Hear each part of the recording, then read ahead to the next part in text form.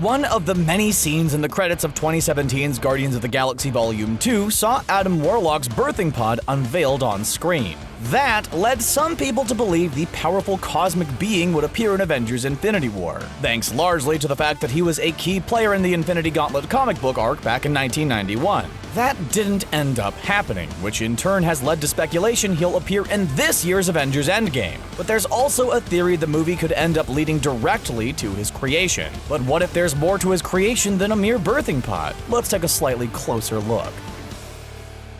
After the devastating end to last year's Avengers Infinity War, it's not exactly easy for fans to look beyond the imminent cosmic battle in Avengers Endgame that will determine the very future of the Marvel Cinematic Universe. We've got a theory that looks past the battle and sees a future in which not only will Thanos be defeated, but the events of the movie will lead to the birth of Adam Warlock. Now you're probably wondering why a character who has thus far had absolutely nothing to do with the Avengers or Thanos would be created as a direct result of their conflict, especially if you're not familiar with recent events in Marvel's comic books. To most casual fans of Marvel and of movies in general, or even to some comic book readers who are only familiar with Adam Warlock as he was when he originally emerged back in the late 1960s, the character will indeed seem completely unrelated to the events of Avengers Endgame. But while theories are being conceived en masse every day regarding how the heroes of the MCU will defeat Thanos and bring their decimated friends back to life, Marvel's comics have actually already dealt with the real problem, the Infinity Stones themselves.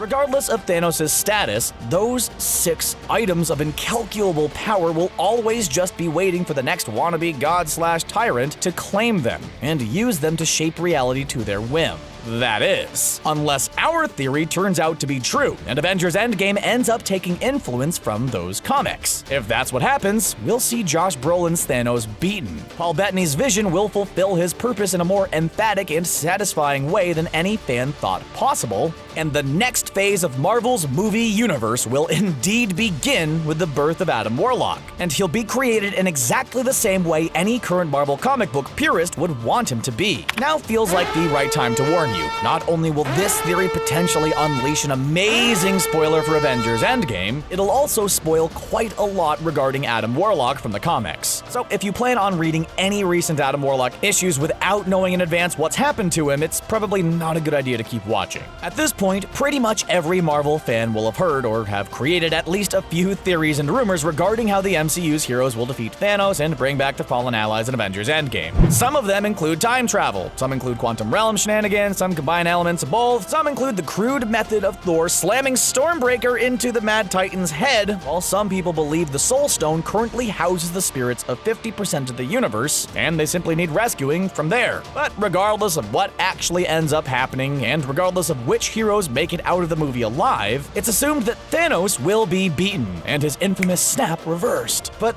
that would leave the heroes of the MCU with another problem: those pesky Infinity Stones. You may remember that at the start of Avengers Infinity War, Wong and Doctor Strange explained to Tony Stark and Bruce Banner that these 6 stones were scattered across the cosmos and lost from the moment the universe burst into existence. For as long as they remained lost and separated from each other, the universe was relatively safe. But when Thanos united them, that all changed. Now, no matter what happens, with every character knowing what the stones are capable of, they will constantly pose a greater threat than any future Marvel villain or catastrophe could ever pose on their own. But how can the majority of the MCU's heroes, characters who have only glimpsed a tiny amount of the cosmos, possibly decide the fate of these infinitely powerful cosmic items? Well, the answer is the majority of them can't, but Vision can.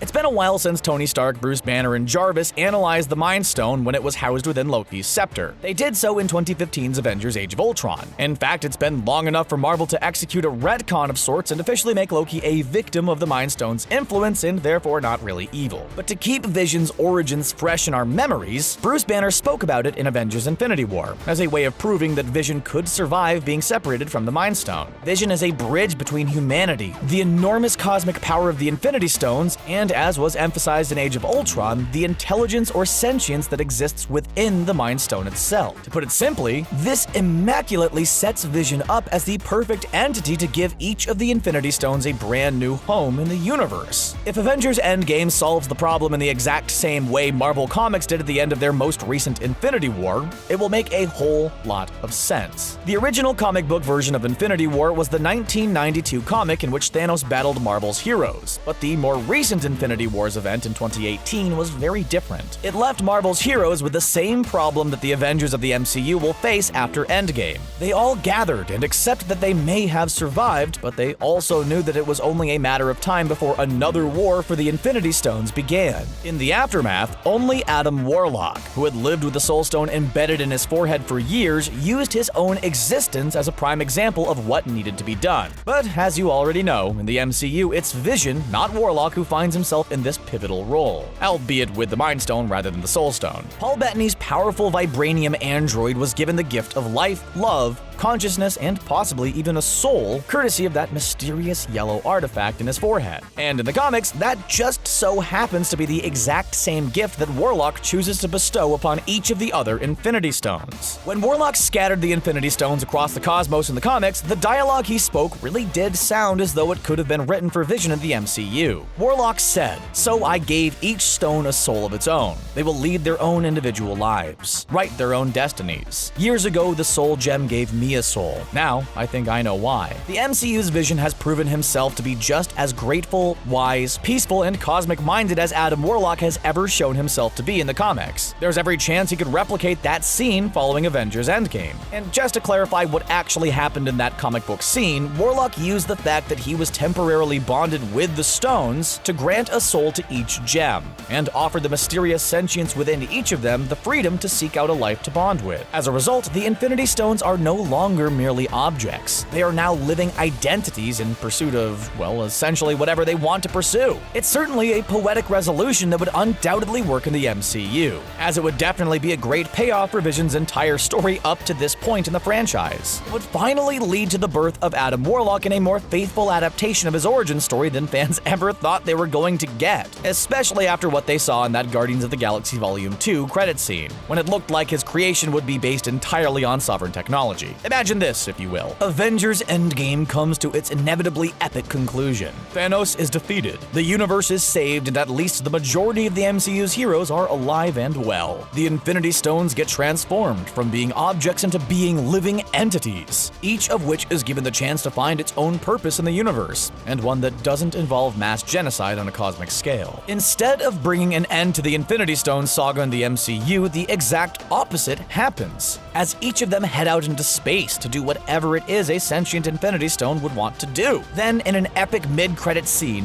one glowing orange stone makes its way directly to the golden planets of the Sovereign, where Adam Warlock's pod is on the verge of opening and giving the character life at long last. An Infinity Stone moving with purpose towards that pod can only mean one thing: it has found its perfect host. Then, upon receiving the orange gem upon his forehead, Warlock finally awakens, letting every MCU fan know that he's arrived and begun his emergence as a key player in the next phase of Marvel's comic cinematic universe. This, of course, like pretty much everything else fans are conceiving in the build-up to Avengers Endgame, is merely a theory. However, it would undoubtedly be an awful waste of all the time spent exploring Vision's union with the Mind Stone if it wasn't leading to something meaningful like this, something that allows him to repay his gift of life to others.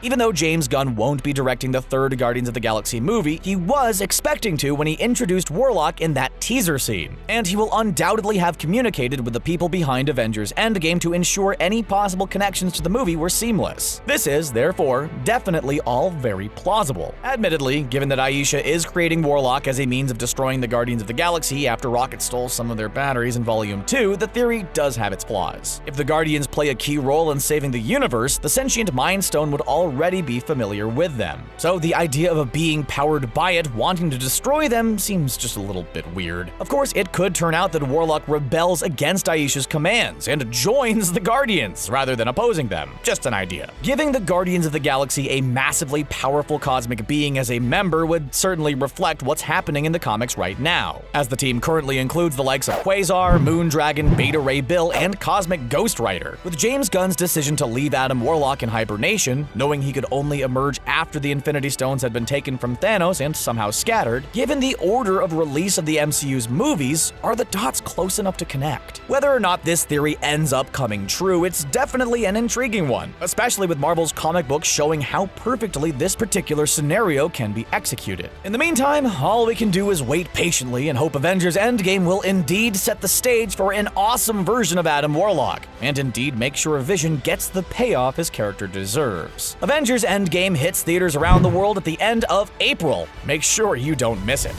What do you think of this theory? Is this how Adam Warlock will really come to life in the Marvel Cinematic Universe? Or will he simply emerge from his birthing pod in the way Aisha planned? Let us know your thoughts in the comments section below. And don't forget to like, share, and subscribe to ScreenRant for more great videos just like this one. We'll see you next time.